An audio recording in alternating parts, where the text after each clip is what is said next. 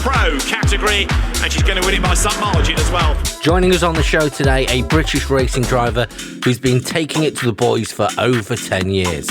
She's won in Minis, Saxos and Porsches, and today Lydia Walmsley joins us on the show. Away we go. Walmsley makes a very good start indeed from the front row of the grid. Lydia comes to the outside line to grab the racing line down into riches. Lydia Walmsley, as I say, is leading the Club Sport Pro division and therefore is on for a maiden victory of the season. Hi Lydia, how are you today? Hi Drew, I'm all right, thank you. How are you? Not so bad, thank you, not so bad. So, we've got quite an interesting season coming up for you, haven't we, in 26? But what I would like to ask you first is, what does a typical race weekend look like for you? How does that begin for you in the team? So our race weekend, again, is quite involved. So we don't just rock up and the car's there ready to go. My dad is very much involved alongside Dave with that. Pre-race weekend, they're making sure that the car is ready and my dad's going along and setting it up and things. I am there earlier than most drivers because obviously we trailer the car ourselves. So we get there on a Thursday. I'd like to say I help set up. I'm not usually allowed to help set up because I'm quite accident prone, but I watch set up happen. And a lot of it is social media and things. So I'll do some bits for social media on the Thursday, and then the Friday is a test day. So usually we get 2 sessions on the Friday, and then into the race weekend on Saturday and Sunday. So it is quite jam-packed actually, and we are there for longer than I think most people think we're there. Because obviously you tune into the TV on a Sunday, and a lot of the time people probably think that's it. But we're kind of loading up on the Wednesday, getting there on the Thursday, and then sometimes leaving on the Monday. So we are there for quite a while. It's pretty involved, and it's non-stop from start to finish. It is. I mean, in all fairness, we have 4 sessions across a race weekend, so they are quite spread out. But in terms of, we welcome the sponsors along, so the people that are helping me fund my career, we bring them along, and by the time you've obviously chatted to them and been with them and spent some time with them and done some content for social media and things, and then greeted all the motorsport fans that have come along, we get huge crowds with the touring cars. So they're coming through the paddock wanting to chat to you. And but by the time you get to the end of the weekend, in all fairness, you're more tired from doing all of that than you are actually racing. But it's lovely because without that, obviously the weekend would probably be quite a long weekend. But I mean, it's gone in a flash. It is very busy. Yeah, I mean the BTCC race weekends are, if you've never been, are actually amazing, and you can get so close, which is so nice to be able to do that. Mm-hmm. And it's like that all the way down, including the grassroots lower levels, which is, I believe, where you started at 7, wasn't it? Yeah. It was. I mean, to be honest, I always say motorsport is one of the most accessible sports there are. You've touched on it then, but if you go to a football match, the chances of chatting to a footballer is very slim. Whereas you come to a race weekend and you can pretty much chat to any driver you want to chat to, talk to the mechanics. You can get up and close to the cars, which I think a lot of the time people watch F1 and you wouldn't be able to do that with even F1. However, from sort of our level and like you say, down to grassroots level, it is very accessible and people can get involved, which is lovely. But yes, I started karting when I was 7 years old. I got into it because my dad used to race on oval circuits and we used to live pretty much next to one of those. So it was like a 1/4 mile oval and he used to race things like Legends, which we have on the circuits, but that was on the ovals for him. 2-litre hot rods, that kind of thing. So I just showed an interest and my parents decided to take me karting. Probably thinking it was like a one-time thing, because you know what kids are like. They do something for like 2 weeks, move on to something else. And I was actually very into dance at the time. So I think they thought that was going to be my kind of career path. But yeah, I decided, no, karting it was. And I loved it from the moment that I began, really. Again, much probably to the disappointment of my mum, who hasn't had many holidays since then. But yeah, and that's where it started, really. And then every year we kind of moved on to doing something different or moved up a rank. Or stayed in the same category for a couple of years and then would move on. And every year it just kind of got more and more serious. And before you know it, we're racing on the circuits. I started racing on the circuits when I was 14 in the Junior Saloon Car Championship. So I could race around the circuits before I could drive around a roundabout, which was quite funny. But yeah, it's been an incredible journey. And it's gone by in a flash, actually, which is, again, it's been a long time. I started karting when I was 7 and I'm now 24, just turned 24. So it has been a long journey, but it has gone by in a flash. It's gone so fast.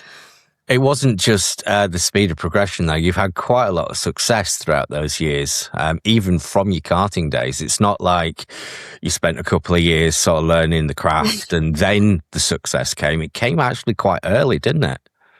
Thank you. Yeah. I mean, we've always worked really hard, and I think because up until last year, I mentioned we've always been a family-run team. So I think everyone within the team has always had a really big passion for doing as well as we can, and we've all got best interests at heart. And I think when it's personal to you try that little bit harder, don't you? So I've got a mechanic in my dad and Dave, who have huge invested interest, and they go above and beyond really to make it work for me.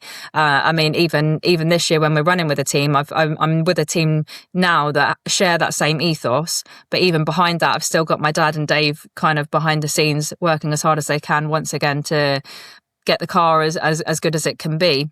And I think that really makes a difference. I think when you've got that family unit behind you and that support system as well, everyone's pulling the boat in the right direction, or in the same direction at least, and that makes a massive difference.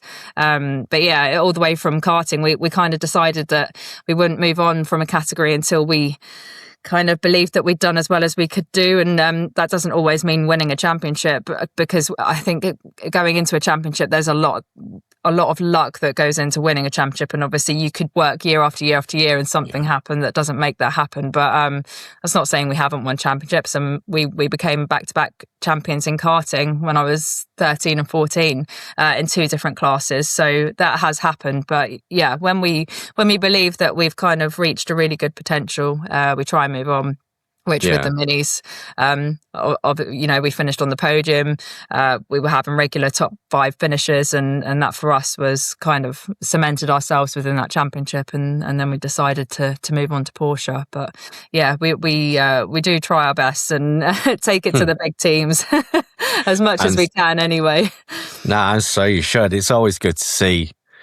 Yeah, I don't even think the term underdog really applies to you, to be fair, Lydia. But for want of a better way of putting it, it's always nice to see those private teams doing well, especially against much bigger teams with much bigger budgets. It's one of those classic stories of motorsport, isn't it?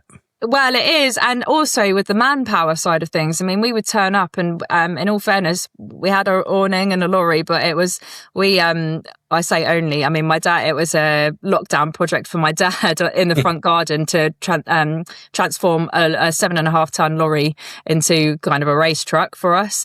So yeah, he's handy in many ways, my dad. But anyway, but then we'd rock up with our 7.5 ton lorry, which we thought was quite large for our front garden. And then everyone else had their articulated lorries with their massive awnings out the side. And yeah, we were very much a tiny little fish in a humongous pond. And even when something went wrong and the gearbox needed to come out of it, or I don't know, I'd given it a prang and it needed some repairs.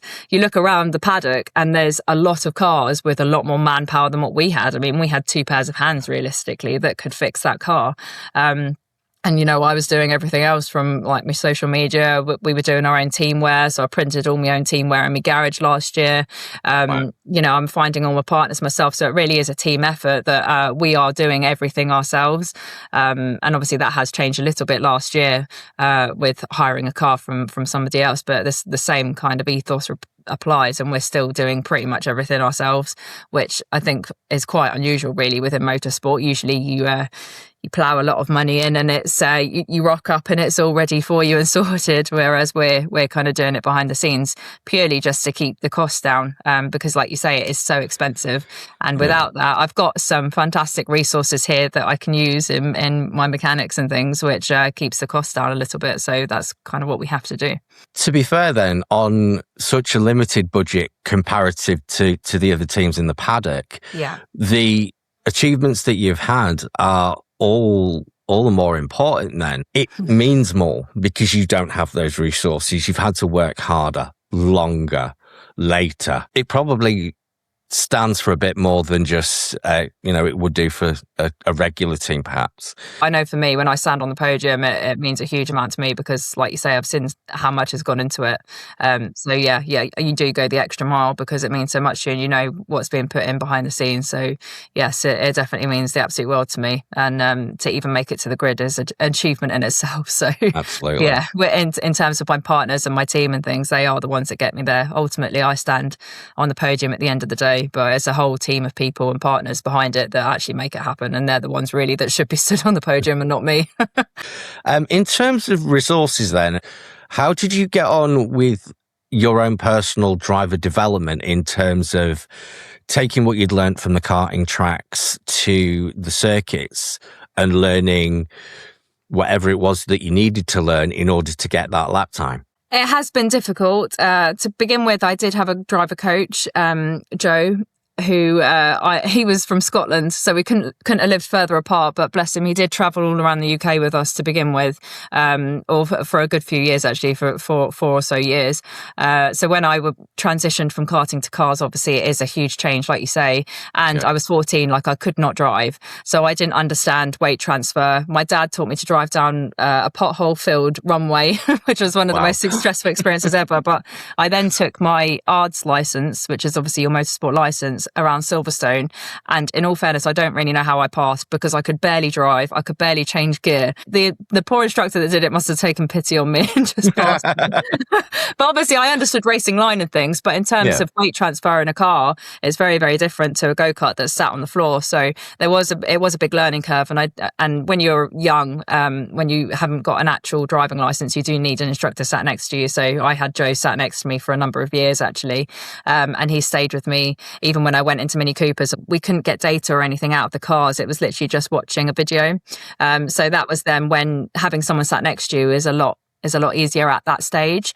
However, when we went to the JCW, there was a lot more telemetry that you could get out of the vehicle. But at that point, I didn't have a driver coach. And being a single car team, we weren't able to kind of correlate our data to another car. So it was then harder to, as a driver, to see where I was slow, where I was not too bad, and where I could improve, because there was no one to compare with. It was almost just watching the footage back at the end of the weekend and trying to see where perhaps we were losing out on time. But that is a very slow process, because obviously you are doing it on your own until you have someone to compare with, and you realise, actually, that's a lot easier now that I can see that they're braking 5 meters later than I am, or picking the power up a little bit earlier, that kind of thing, because we're looking for such tiny margins. I mean, we're looking for tenths of a second. We're not looking for 5 seconds here. We're looking for 4 tenths from the front of the grid to the back of the grid. I mean, you wouldn't be able to even stop it on a stopwatch, and yet we're trying to find that around 3-mile circuits.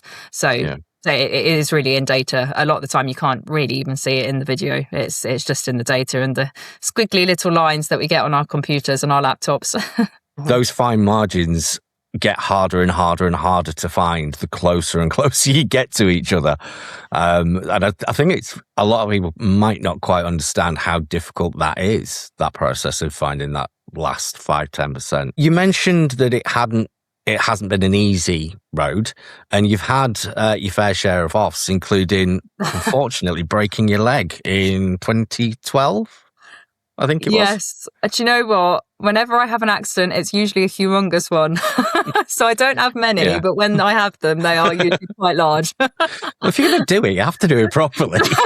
Well, my mechanic Dave says it's all about the photo. So as long as it makes a good photo, that's all that matters. But I mean, I would have rather have not broken my leg and had me saxo upside down and not killing things. But there we go. As long as you've got a story to tell at the end of it, apparently it's good. So well, like you say, if you're not going fast enough, you're not trying hard enough. So well, we are obviously, when you say we're looking for the final tenths of a second, you kind of are putting everything into it. I mean, the broken leg when I was 10 in 2012 was just an incident, a first corner incident. And in all fairness, kart circuits are built on a runway, so when you leave the smooth tarmac and you end up on the runway, it's quite bumpy. So what realistically happened to me was my car was basically bumping along the runway, and pressing the brake wasn't really slowing it down much, and that's how that happened. But yes, like you say, we're on such a fine margin, and if you're playing it safe, you're never gonna you may as well not even try. Do you see what I mean? You have to kind of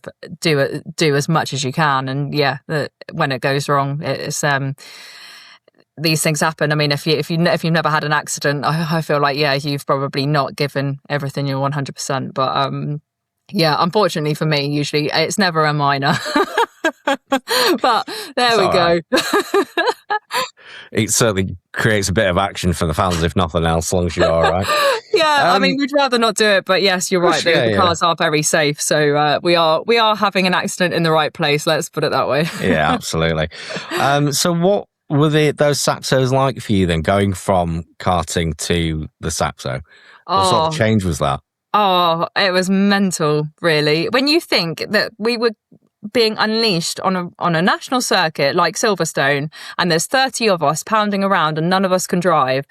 Who thinks that's a great idea? But it is just mental. Yeah, it is crazy. It's a great idea. Yeah, it's absolutely crazy. I mean, it is 14 to 17. So in all fairness, some of the kids there could drive, but I mean, the majority of them can't.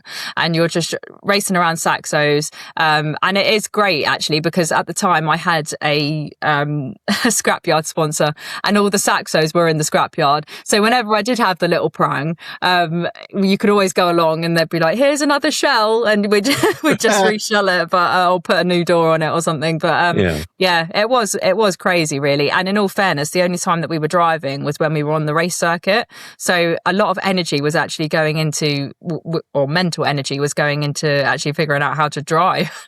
I mean, my first ever race start was absolutely horrendous, but it was at Knock Hill, which for anyone that knows Knock Hill, it's literally uphill, or well, given the name, but the starting grid is literally a handbrake start, which I'd never even done a race start before, let alone use the handbrake. So safe to say that didn't go very well, but it is a baptism of fire, and you do learn pretty quick. But being on track with 25, 30 other kids basically is just absolutely ridiculous in cars. It's just mental. But it's great fun, and what a learning platform to be on. It is really cool. And I moved into Mini Coopers, which was a senior category, when I was 16, so again still couldn't drive, and then I was competing against adults, but at that time the Mini Coopers were on slick tyres, so again it's learning a slick tyre as early as you can, and that sets you up really for your career, I think, because you've started as early as possible. It is fantastic really when you think about it, but pretty nutty at the same time. Yeah, and it's really close racing in the JSCC as well. It's nose to tail. There's not really a lot of gaps. It's not like you're opening up a 30-second lead or anything, which is very similar to the minis. I might add, that's also very highly close competition. I mean, you mentioned there about learning slick tyres. It's not just a case of going out on them and discovering the grip. It's preparation of that tyre as well, isn't it, that you've got to learn? It is, yeah. And to be fair, when you start on slick tyres, I think everyone falls foul of, particularly in a front-wheel drive car, not warming the rear tyres enough and having an off on a first lap.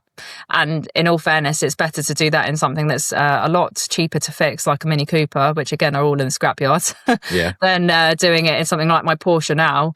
It's a lot. I mean, to be fair, the Porsche is different because obviously it's rear-wheel drive, so it's easier to get heat in the rear, but it's a lot better to do it at something relatively low level and make those mistakes there than it is to be kind of going in at the deep end. But particularly with a front-wheel drive car, heat in the rear tyres is hard to get. Because obviously they're not the driving wheels, they're basically trolley wheels. They're just following around the car, following around the front wheels. So they are quite hard to get heat in. And if you're on a nice cold day at Snetterton, it's harder to do that. So it is a skill. I think when you first start doing it, you just think, oh, it's a slick tyre, it's going to have heat in it, it's going to give me loads of grip, which it does. But obviously, like you say, you have to prepare that tyre, and that's all a learning curve, and it's just experience, isn't it? Yeah, I mean, there's no tyre warmers in those formulas for a start, so you don't have that. But also, unlike the BTCC, you can't come back in after a couple of laps, swap them around and go back out again. You have to do it all on track for all four corners. Yeah, exactly. And to be fair, with qualifying and things, we did used to do kind of that BTCC style thing. So I would go out, have the rears on the front, and vice versa, and then swap around, and that would then you'd then be there a lot quicker. But you say, with a race, for example, at least you do have a green flag lap. But yeah, that is all you have, and if you've not got the heat in that tyre, by the time you get to turn one, you're in trouble. So yeah, you have to. I mean, in all fairness, a green flag lap is exhausting because it's just constant braking, weaving, just doing everything you can to get some heat into that tyre. And we, during COVID, we raced at Donington in minus numbers in December because obviously the season was obviously delayed because of COVID, and the final round got cancelled. And then in the end, they said, "Would you like to go racing in December?" And we were all like, "Yeah, why not?" And it was, honestly, we were going around on slicks and it was literally icy. And I don't even know how there weren't more offs. I think we actually ended up having to run like wets, half and half, like 6 on the front, wets on the rear or something, just to have something on the rear end. But yeah, it's all right on a nice summer's day, a nice hot sunny day. But December, Donington, minus 5 degrees. That's a lot harder. Yeah. On one of those typical grey British days that we have a lot of. It must be fairly tricky to sort of find that balance. And I can't imagine going full tilt into the first corner and not really knowing how much grip you had and not being 100% certain until you've done that first lap. That's it's got to be a pretty special experience. Yeah, it's good in a front-wheel drive car, in all fairness, because if it's all going wrong, you just bury your foot on the power and drag it back straight. So, once you get your head around doing that, because obviously that's not really the typical thing that you would do if it was going wrong. Obviously, you'd want to slow it down. So burying your foot on the power is almost the opposite thing of what your brain wants you to do. But once you get the hang of that, you can actually, with front-wheel drive, kind of drag it back most of the time. So it's just as long as you don't get collected while you're having your slide, you're usually all right. That's a problem in itself, isn't it, really? Yeah, especially in the minis. Oh God, it's so much fun to watch though with those minis. But very, very quickly you went from the Coopers to the John Coopers, which I know sounds similar, but it's really not, is it? The two cars are very, very different.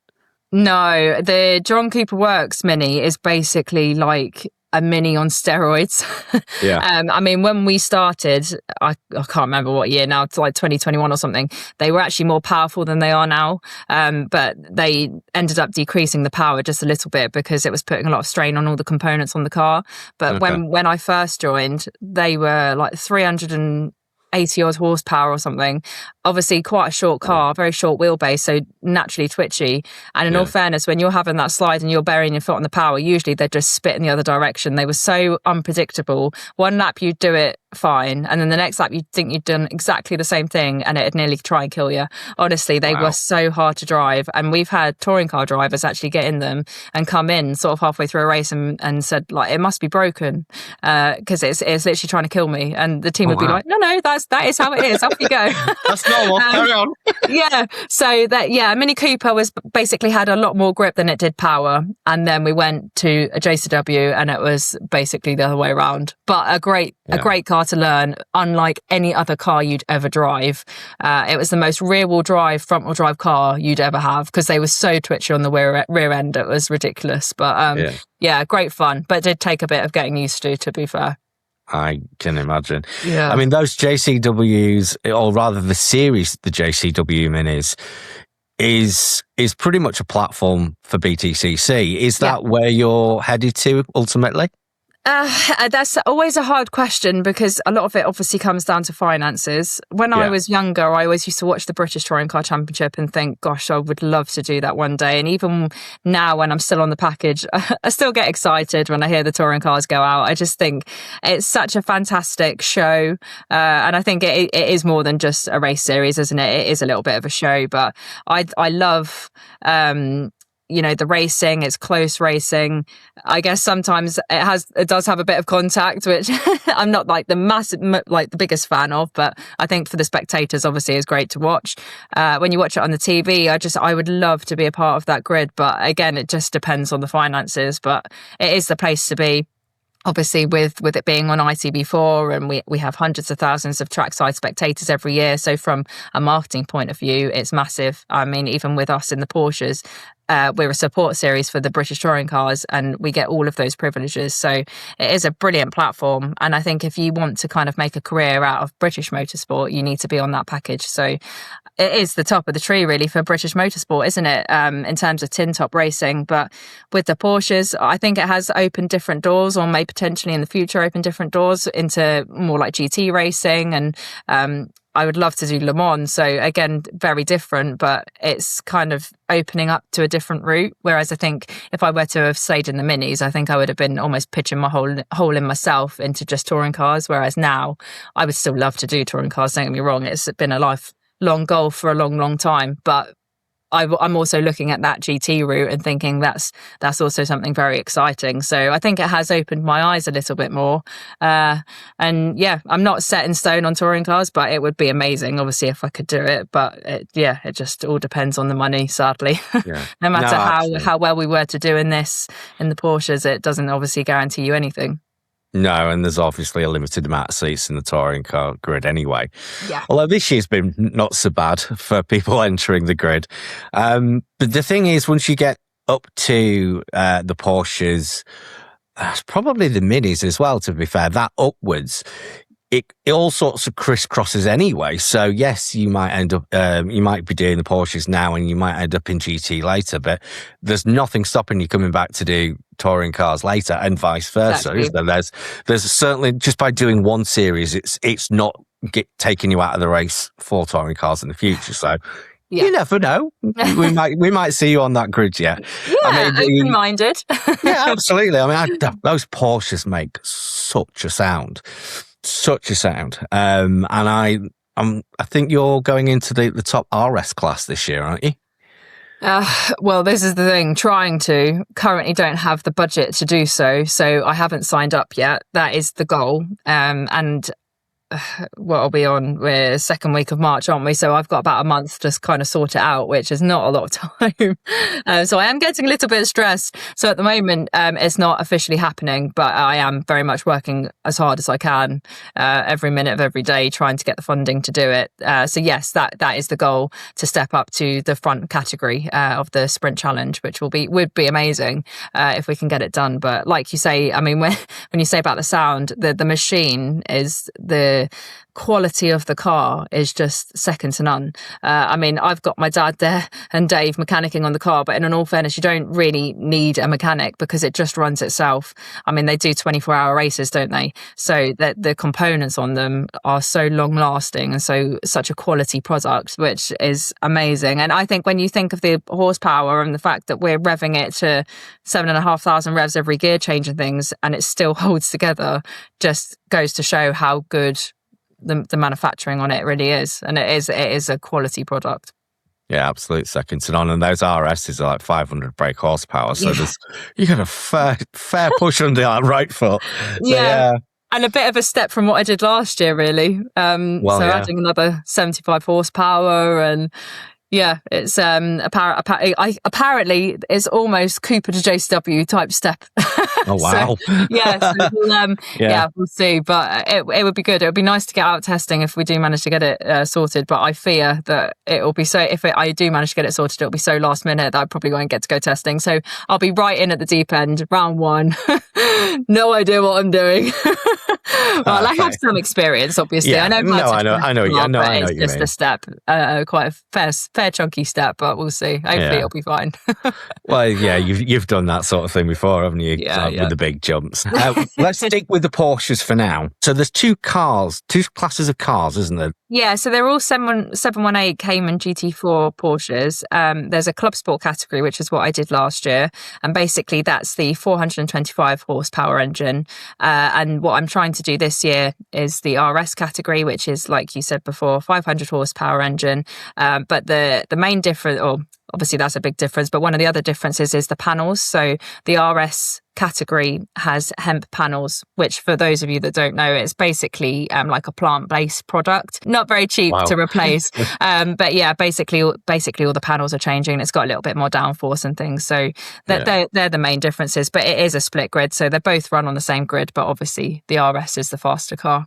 I've already had some success. Last year, your first year in Porsches, it was was it second place in Donington that you got, and then the second round you won. Yeah, quite early on. Very impressive. I mean, for anyone, you've got your jump from the cars that you were driving to the Porsches, and then you've done one race, come second, and then come first in the next one. I mean, that's a huge progression. I mean, I think it just goes to show kind of when you've got a really good support around you.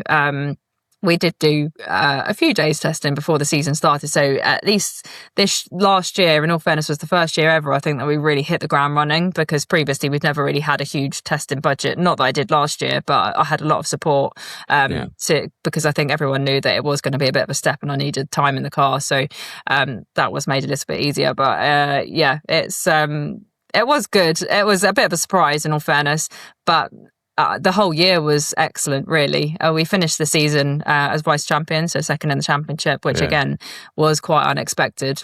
You don't really expect to go into something totally new. It's not even like I'd done rear-wheel drive before. I'd never raced a rear-wheel drive car. It was rear engine, so or engine behind you anyway, mid-engine. So it was all the weight is at the wrong end as well. So yeah, it's it was very unexpected, but I think once you've got that momentum, it's easier to carry it on, really. I mean, we were going to circuits and things that I hadn't tested at in that car, and were still relatively on the pace from the get-go, really. And we obviously had the test day prior to every race weekend, and I had a driver coach helping me, and we got data to compare with, which I think just makes all the difference. I think that just goes to prove how much we had been missing out on previously, really. Sure. Is there much in the way of a weight disadvantage, or not? Maybe not disadvantage, but do they feel heavier, the Porsches? I think it's just because of where the weight is. So my driver coach would always tell me that the only thing over the front axle was your ankles. So it was just the way in which you had to drive the car in order to minimise the understeer.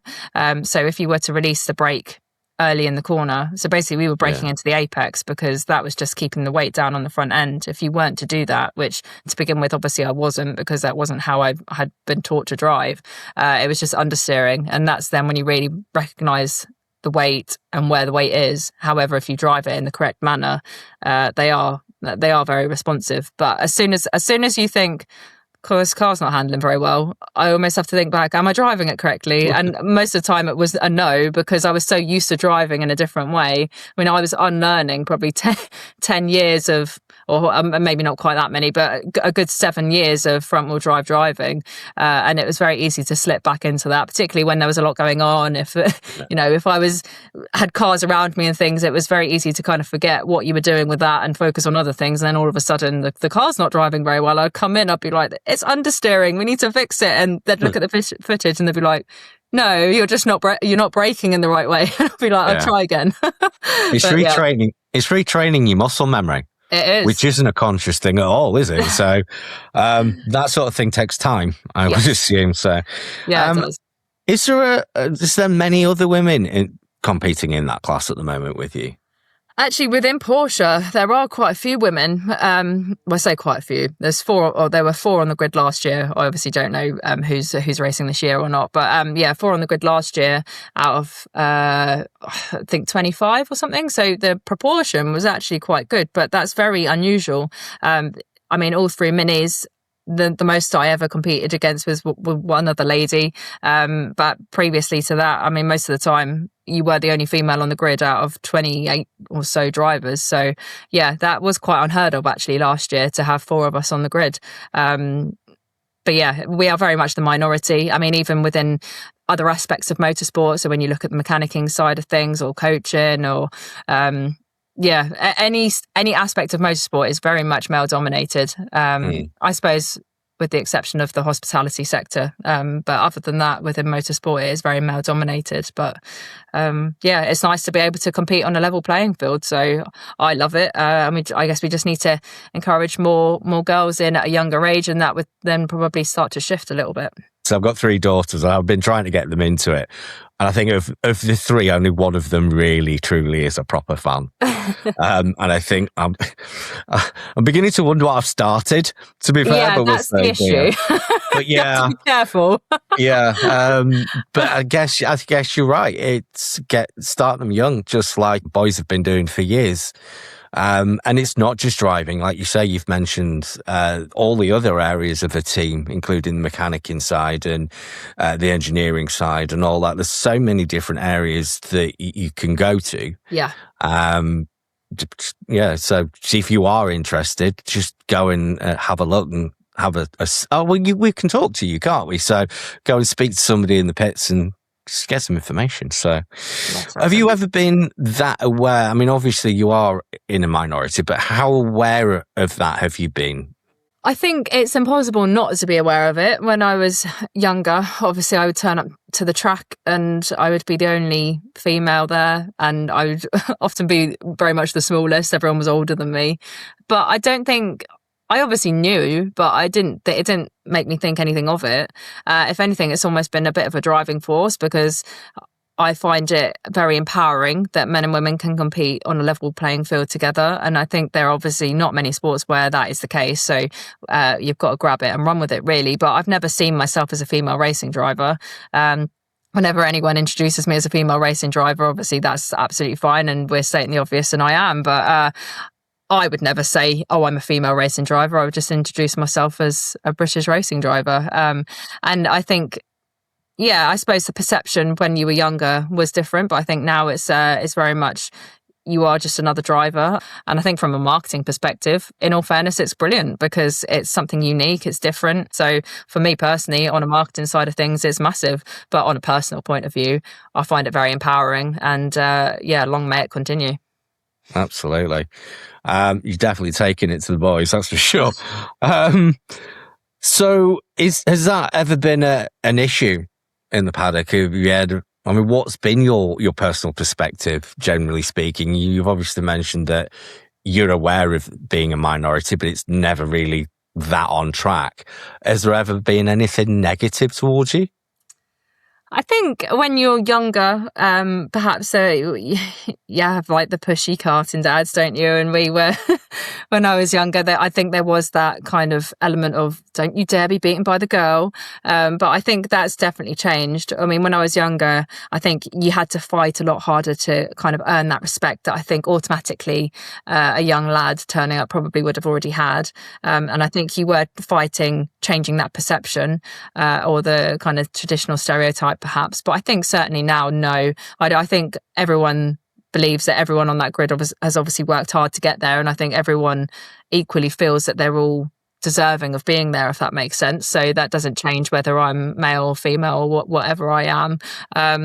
And I think now it's very much equal opportunities, and I think everyone sees you as an equal, which is really important and obviously fantastic, and it's come a long way. I'm sure 20 years ago that probably wouldn't have been the case, and certainly when I was younger, I'm not sure if karting circles are still the same, but I would have thought it has improved a lot. A few years ago, I mean, when I was a lot younger, obviously, yes, I think it was different until you earned that respect, and then you were there. But now I think for sure you rock up and you are just a driver, and that's exactly how it should be.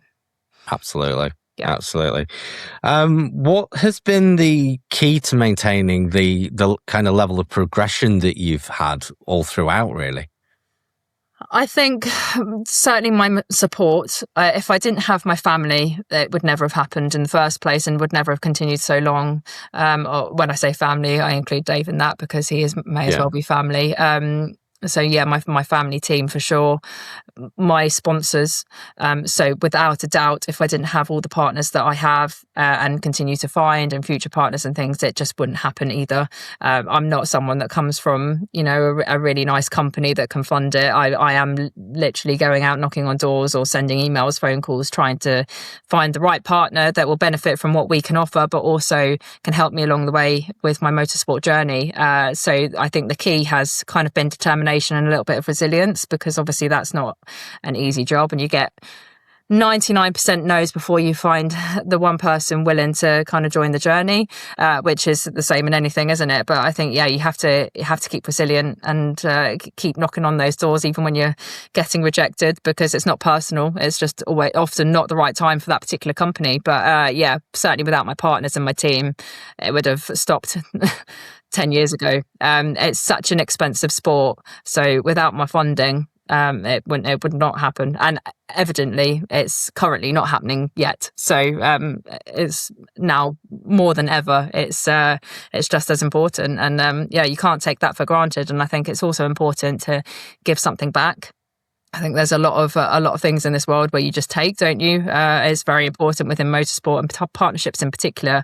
I don't call it sponsorship; it's a partnership, because you're giving something back and giving someone great marketing value, and that for me is really important. And you've got to work as hard as you can to give that back, because you want that partner to continue with you within the future of your sport, and most of which of mine do continue with me. So hopefully they think that we're doing something right. But you just have to work as hard as you can. And I think if you weren't 100% in, it wouldn't have happened either. So I think it's an amalgamation of things that have gone into it. But I'm just very lucky, to be honest. And I don't never take any of it for granted, because I'm sat here right now. It's not happening currently.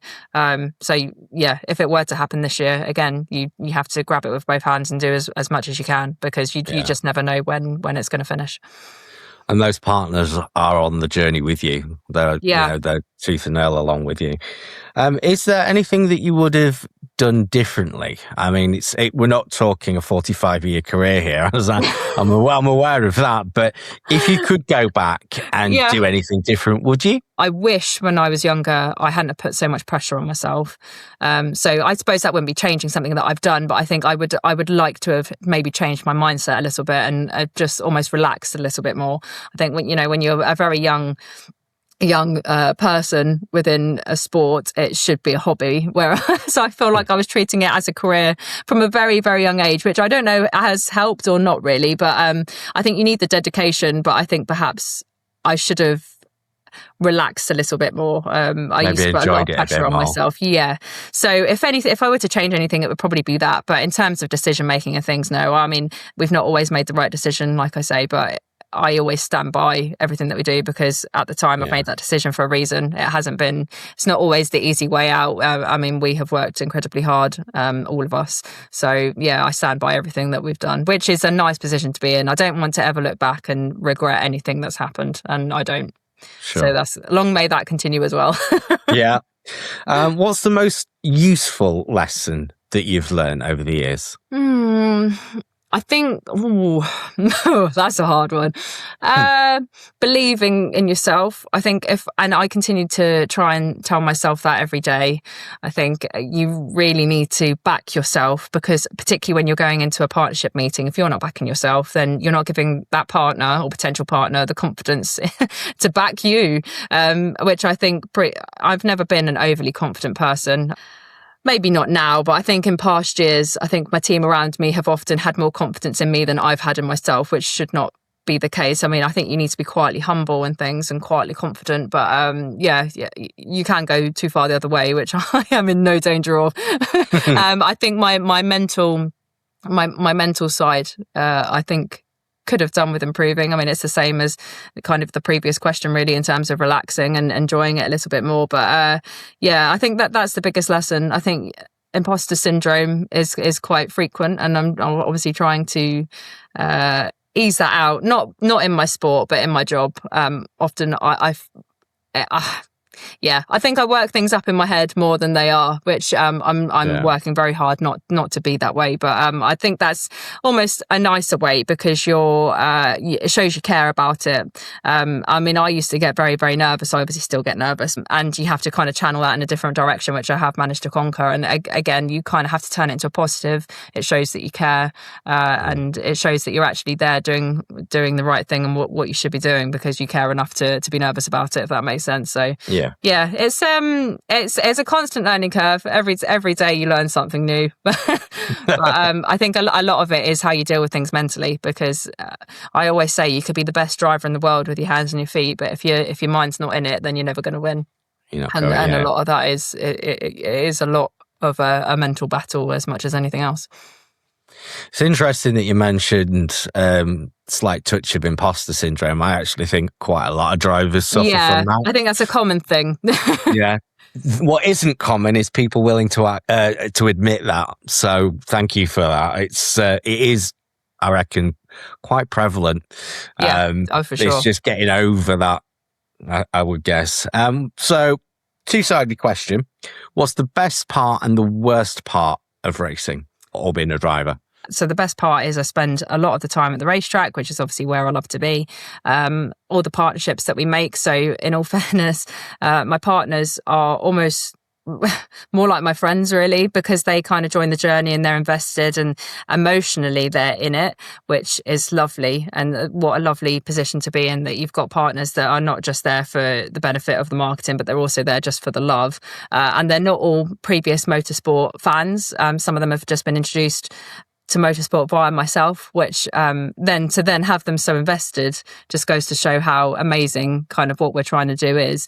So yeah, I would say the best part is kind of the relationships that you form, getting to do what you love to do. Obviously the adrenaline and things, and when it's going well is amazing. I think the worst part about motorsport is just that how expensive it is. Nothing else really, because obviously it is a competitive sport and it's people are at the top of their game, and you know you commit everything to it and you put everything in as much as you can. I mean the time commitment is massive, but I'm obviously more than willing to do that because I love what we do. But I wish it didn't cost as much. Yeah. I wish it just was a little bit cheap, a little bit more accessible, because it's very hard for people to get into, I think, because it's not one of those things where you can just, I know football's quite expensive as well with the travelling and everything, but you do go and buy your football boots and off you go. Whereas for us, like, how do you begin if you're struggling for money to begin with? Do you see what I mean? It's not accessible at all. No, absolutely. I mean, I've been thinking about this for a slightly different series that we'll be doing possibly next month, and it's in terms of the future of motorsport and how do we maintain that and get the next generation involved. And a few years ago, during I think it was the Andy Murray era of tennis, they ended up going back into schools and sort of getting the kids involved there. Now, obviously, we can't really do that with motorsport, but we can get them into STEM. Yes. So science, technology, maths and stuff. Yeah. That is certainly something that we could do. We could potentially take a dummy race car, possibly even a real race car or a rally car or whatever it happens to be, in order to get them excited about STEM, because you know, you guys do what you do out on track, but it would never happen without that team of engineers in the background. So they're just as important. So that could be a way potentially, but I mean, I don't suppose there's any real overall answer for that question. It's probably going to be lots of little things, I would imagine. I just had a thought about a question, and I'm not sure how you're going to be able to answer it, to be honest, because it is one of those questions. Can you describe what that feeling is like when you're racing on track? Is that possible? I think for everyone it's probably different. Do you see what I mean? It's a very personal thing, isn't it? When you drive around a circuit, particularly, I always mention Brands GP. The bit that you can see, the Indy circuit, is nice and wide and flowing. It's lovely. You go out to the Brands GP section, so out the back, it's very narrow. It's all under trees. It's dark, blind corners. And you drive around there and you're giving it everything. And that is just an incredible feeling that you've put full trust in that car. You've put full trust in the track walk that you've done the night before to know where everything is, and you're just trusting that when you go around that next corner, there's nothing there. You're putting your absolute faith in the team around you, and I think when that then goes well, and you're never going to do the perfect lap because you can always go faster, but when you do a good lap and everything comes together, that is. Yeah, so I guess in short, no, but because I can't explain that. But it's like you're just alone in your car, giving it everything that you can, and all of the hard work and effort is then going into that one thing. But when you get it right, or to the best of your ability on that day, I think that's just an incredible feeling. And it's very hard to describe actually, but it's such an adrenaline rush. It's such an emotional experience. It's very hard to describe. But I think a lot of sports people can kind of relate to that, when they're in their element doing what they're doing. Yeah, the adrenaline rush you get is addictive. Very addictive. Yeah. One final question then. What would be your advice for any would-be racers wanting to get into the sport?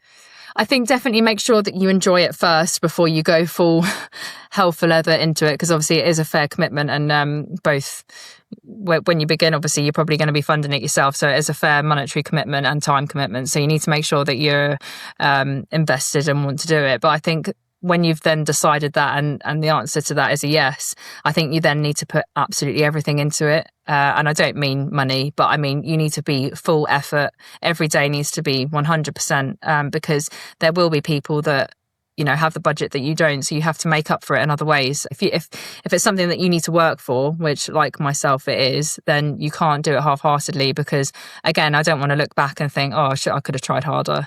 I didn't put every bit of my being into every day, and I want to really look back on that, and if it doesn't work out, obviously know that in myself I did as much as I can. So I think you have to be committed. It is quite a high commitment sport, and you have got to put a lot of time into it, and it's as simple as that. But it's not easy, but if it was easy, everyone would be doing it, and I think it makes it more worthwhile in the end. Absolutely. I couldn't agree more. Thank you very much for your time, Lydia. I really do appreciate it. And thanks for having me on the show today. An amazing story. So if you are interested, get involved with your local motor club for a start. That would be a good place to start, your local motor club. We need more people involved in motorsport for sure. Absolutely, because without the people, we are the lifeblood of the sport. It will just disappear, and we do need that next generation. Yeah, definitely. And as amazing as driving must be on a track at that level, there are other avenues if that's your bag. So just 100%. Do it. Just go for it. Thank you very much. And good luck for the 2026 season as well. I hope you get all that sorted as well. Thank you very much. Thanks for having me. Anytime, you're welcome back whenever you like. Thanks, Lydia. Thank you. Cheers. Bye. Thank you. Bye.